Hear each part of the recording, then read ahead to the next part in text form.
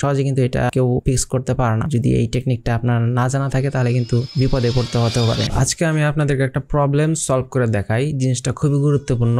যারা বিগিনার এই জিনিসটা তারাই বেশি প্রবলেম ফেস করবে, যারা নতুন নতুন কাজটা পেয়ে শুরু করবে ক্লায়েন্টের থেকে। ঠিক আছে, প্রবলেমটা কি আসলে? প্রবলেম ধরতে গেলে একদম ছোটখাটো প্রবলেম, কোনো রকমের কোনো ভুল নাই এগুলাতে। ঠিক আছে, তো এখন আপনারা যদি Ctrl+M প্রেস করেন বা এক্সপোর্টে ক্লিক করেন, Ctrl+M প্রেস করলাম, আমরা এখন এক্সপোর্ট করতে চাচ্ছি। এক্সপোর্ট করার সাথে সাথে দেখতে পাবেন যে এই ফুটেজটা ঝলসে যাচ্ছে। তো এটার একদম সাধারণ একটা যে সলিউশন আমরা জানি, সবাই জানি সাধারণ যে সলিউশনটা, ওটা আমরা সবাই কিন্তু জানি যে এই ফুটেজটা থেকে মানে মডিফাই থেকে কালারে গিয়ে আমরা এটাকে 720 রেক 720-এ ক্লিক করে ওকে প্রেস করলেই কিন্তু কারেকশন হয়ে যাওয়ার কথা। ঠিক আছে, তো এখন যদি আমরা এটা তো করলাম, ঠিক আছে, এখন যদি আমরা Ctrl+M প্রেস করি, এম প্রেস করার পরে কিন্তু আমাদের এরকম আসলো, কিন্তু আসলে তো ঝলসানো ভাব চলে গেছে, কিন্তু এটার যে মেইন যে কালারটা আছে, কালারটা আছে না, এই যে আমি দেখাই, কালারটা যে থাকে ওই কালারটা কিন্তু আমরা পাইনি এখনো।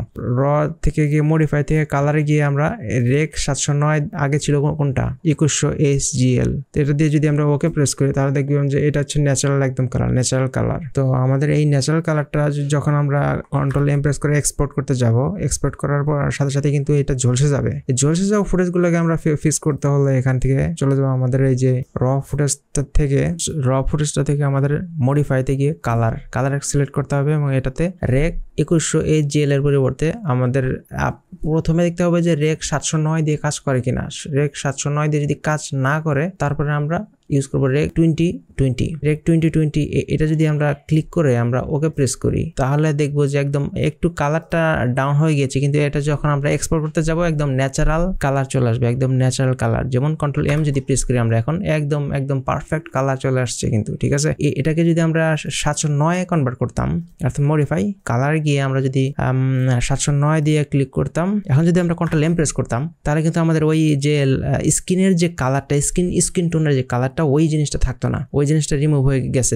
দেখেন আপনারা, আমি যদি এই জিনিসটাকে একটা স্ক্রিন শট নিয়ে এটাকে সেভ করি, ডেস্কটপে সেভ করলাম, তো এখন আমাদের এই জিনিসটাকে আবার আমরা ইন্টারপ্রেট ফুটেজ মডিফাই গিয়ে আমরা কালারে চলে যাব এবং এখান থেকে 709 থেকে রেক 2020-তে চলে যাব, দিয়ে দিলাম। এখন যদি আমরা Ctrl+M প্রেস করি, এখন Ctrl+M প্রেস করে দেখতে পাচ্ছেন যে স্কিন টোনের যে কালারটা ওটাও কিন্তু শো হচ্ছে, ভিজিবল হচ্ছে।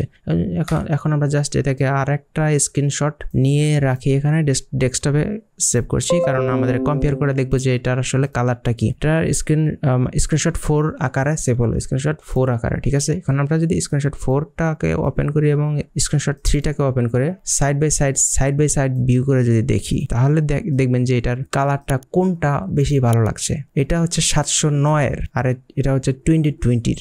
অবশ্যই আমরা এই যে এটাই বেশি ভালো লাগছে, কারণ আইফোন দিয়ে নিলে এই রকমের কিছু প্রবলেম ফেস করতে হয়। অধিকাংশ ক্লায়েন্টই কিন্তু আইফোন ব্যবহার করে, তো আইফোন দিয়ে যখন তারা ভিডিও ফুটেজটা নেয় তখন ওই র ফুটেজটা অন্য .move ফাইলটা সেভ হয়, যার কারণে একটু প্রবলেম হয় আমাদের এইটাকে এডিট করতে। তো এই ফরম্যাটটা আপনারা যদি মাথায় রাখেন তাহলে কিন্তু এই প্রবলেমটা আমরা ইজিলি অ্যাভয়েড করতে পারি। ওকে, আইফোন দিয়ে যখনই কোনো ফুটেজ আপনারা পাবেন তখনই সর্বপ্রথম আপনাদের এই র ফুটেজটাকে সিলেক্ট করে, যে কয়েকটা র ফুটেজ থাকবে সবগুলোকে সিলেক্ট করে এখানে মডিফাইতে গিয়ে কালারে গিয়ে আপনারা আগে রেক 709 নিয়ে নেবেন। যদি দেখেন যে রেক 709 নিয়ে গিয়ে তারপরে এক্সপোর্ট করার পরে একদম অরিজিনাল কালারটা পাচ্ছেন, অরিজিনাল কালারটা যদি পান তাহলে রেক 709 রাখবেন। আর যদি দেখেন যে না কালারটা ঝলসে যাচ্ছে বা কম হচ্ছে কোনো একভাবে, তাহলে আপনারা ওই রেক 2020-টা চেষ্টা করবেন, ওটা দিলেই আপনারা আশা করি যে এই প্রবলেমটা সলভ হয়ে যাবে। তো এই হচ্ছে এই ফুটেজটা কিভাবে ঠিক করবেন, এটা আমি একটা গুরুত্বপূর্ণ একটা ফিক্সিং দেখালাম আজকে। সহজে কিন্তু এটা কেউ ফিক্স করতে পারে না আর কি। যদি এই টেকনিকটা আপনার না জানা থাকে তাহলে কিন্তু বিপদে পড়তে হতে পারে ফিউচারে। তো ভালো লেগেছে আশা করছি, দেখা হবে পরের টিউটোরিয়ালে। আসসালামু আলাইকুম।